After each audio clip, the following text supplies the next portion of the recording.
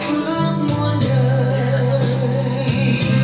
Giêsu giáng sinh khiến tâm linh đang cô đơn đến vui mừng, là nguồn phước ân đến cho những loài khổ đau.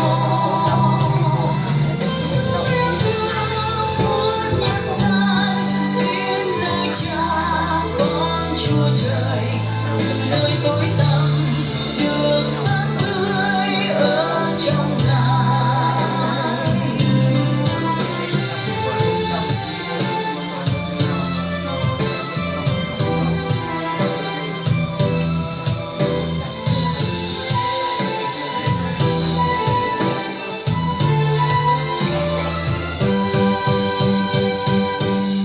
Tình yêu bao la không chỉ xanh vàng, dẫu thiên hạ hay là vực tối, đều nghe danh Giêsu chí cao nên tôn thờ Ngài.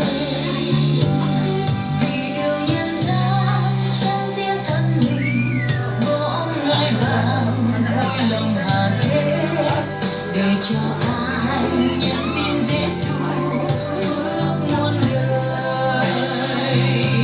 Giêsu giáng sinh khiến tâm linh đang cô đơn đến vui mừng, là nguồn phước ân đến cho những loài khổ đau.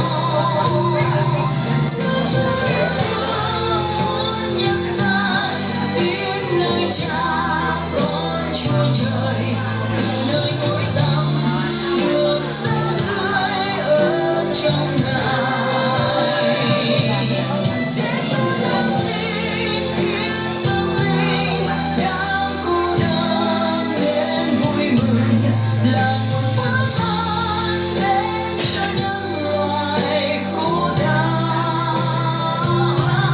Giêsu yêu thương muôn nhân gian, đến nơi Cha con Chúa Trời, từ nơi tối tăm được sáng tươi ở trong Ngài.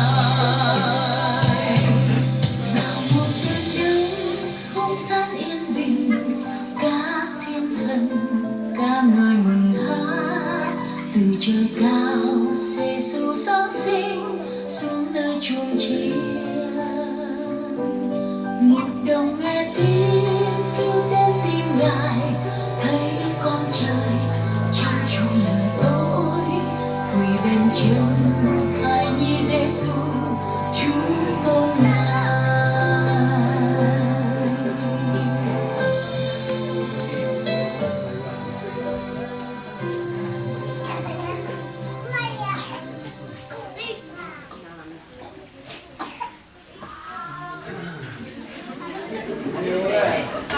Yêu